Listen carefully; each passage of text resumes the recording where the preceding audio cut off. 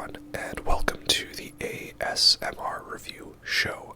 For this video, I'm trying my hand at another tier list video, and this one is going to be the biggest, most overrated, controversial metal band of all time, Metallica. The band you're not allowed to like once you pass the age of 14, apparently. But I still like them a lot. So yeah, that's what we're going to do. Metallica tier list. Most of this, I think, is going to be pretty non-controversial. I do have a fairly standard Metallica opinion when it comes to the albums. Maybe a couple of differences. We shall see when we get to them. So yeah, let's get into it. Then, first up, we have Saint Anger, which, as we of course know, is a S-tier album. It's the best Metallica album because there are no guitar solos on it, so that means there is no wah pedal for Kirk Hammett to use. And it's the best because Bob Rock, the producer, he's the one on bass, so the bass is just there and it doesn't do anything special as it should.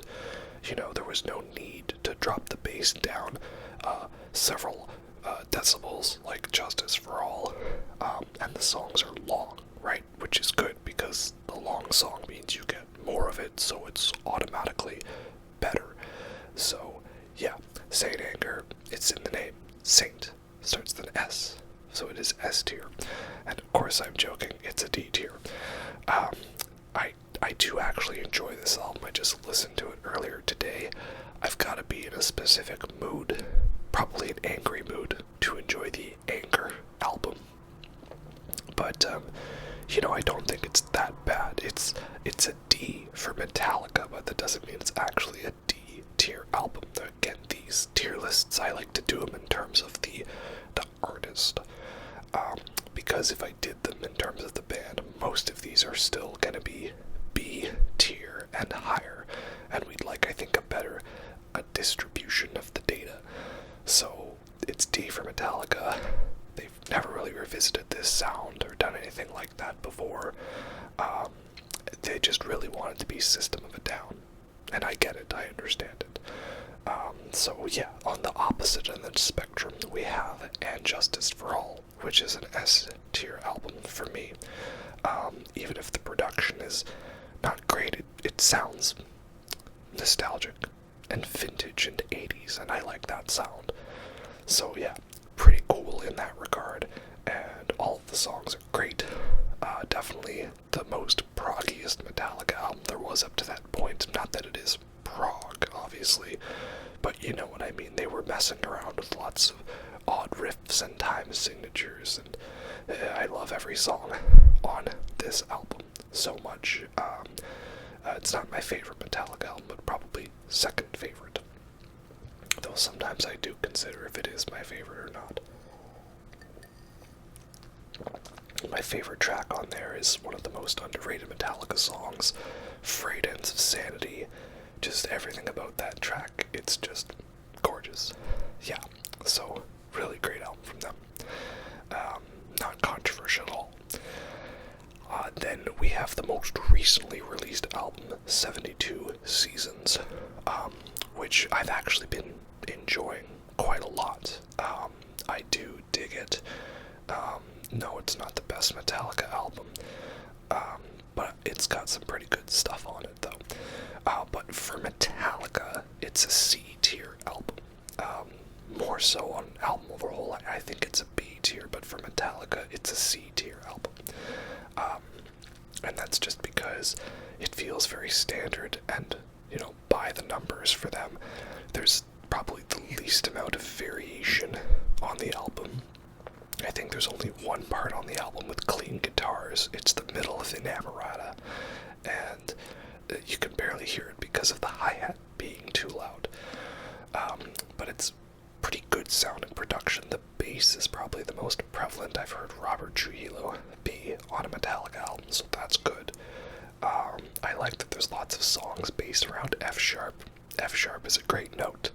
We should probably do a tier list of the musical notes. If we do, then F sharp is an S tier note. So that's good. But yeah, ultimately, it's like I have to be in the zone to listen to this album, and if not, then it's a nice collection of tracks to maybe have one or two come up on shuffle. But yeah, I'm still looking forward to seeing this live, though. Then we have the compilation covers album, Garage Inc., Garage Incorporated, which for me is a B tier album. And that's because this album really is all over the place.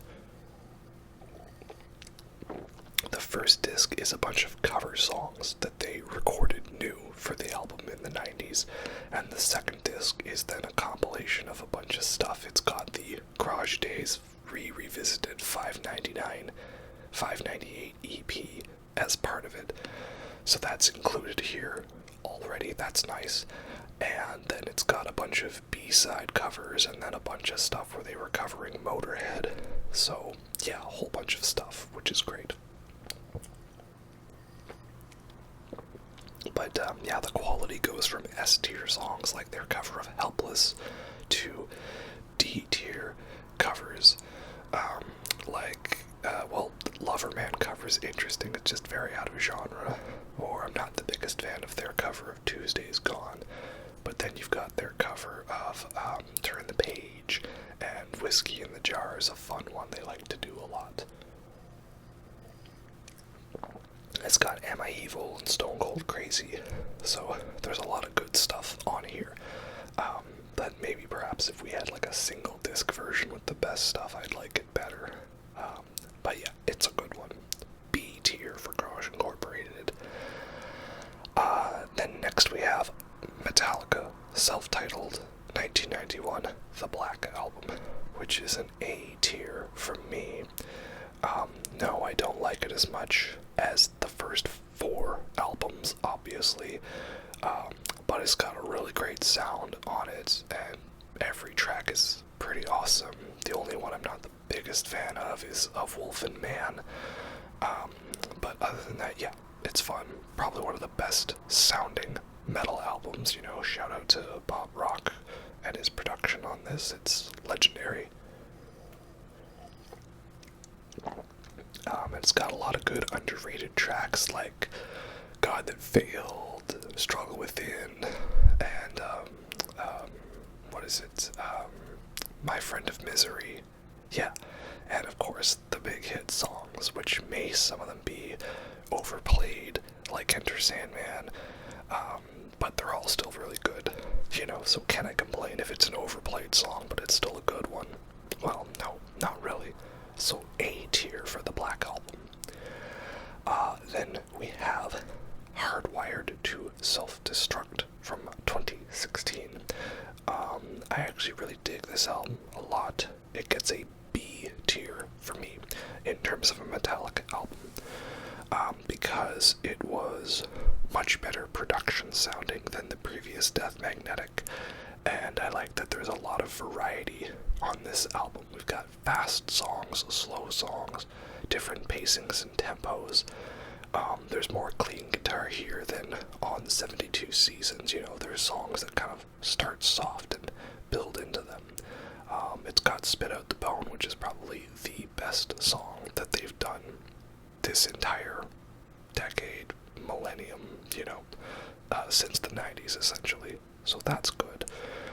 I don't like that it's 2 discs though, when everything fits onto 1 disc easily. Like Load is a longer album than this album, and that's a single disc album, you know. I get it.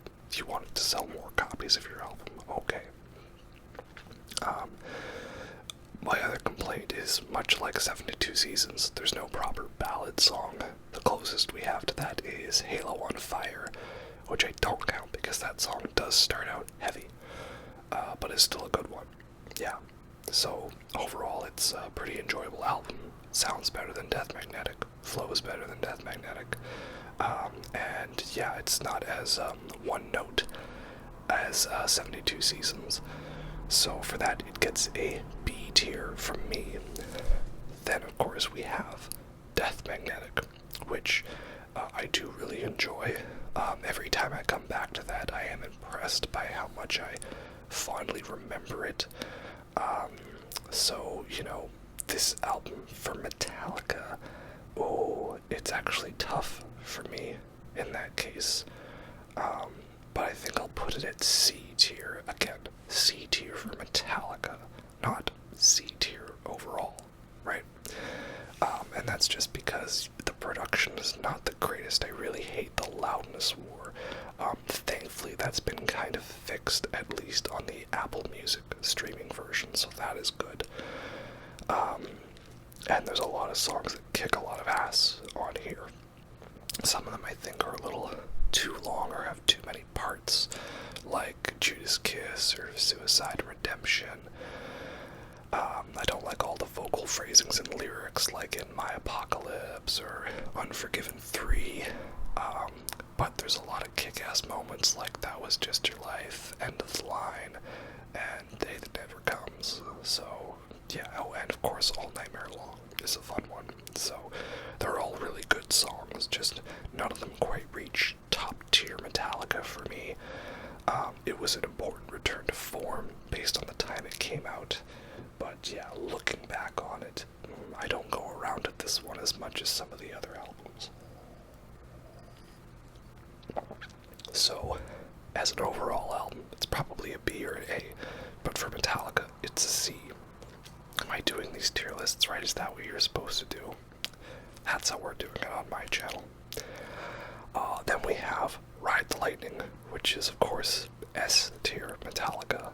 No hot takes from me on that one. It's got a fun, killer sound to it. The vibes, the lyrics, the energy. It was like perfect evolution of the Kill 'Em All sound. It basically set the standard for how Metallica would write albums, you know? Slow intro to a fast, heavy song, the title track, the slow, heavy song, and then the ballad song, and then the long closing instrumental. Right? That's basically the Metallica formula, and it's for all of their best albums. What a surprise.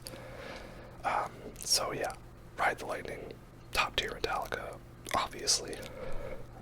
Then we have Load. Load, my hot take, is A tier for me. I've always loved Load and Reload. I like the sound on them. Perhaps it was the way I was introduced to it, in that Load was some of the first Metallica music I heard. Like, the first song I ever heard was the I Disappear Mission Impossible song on the soundtrack for that. And then I had the music video DVD compilation, which only has one song from the 80s. It's one. A bunch of Black Album songs, and then mostly Load and Reload songs, because those were the songs they made the music videos for. So, to me, that was never weird and different and a style change. That was just simply Metallica.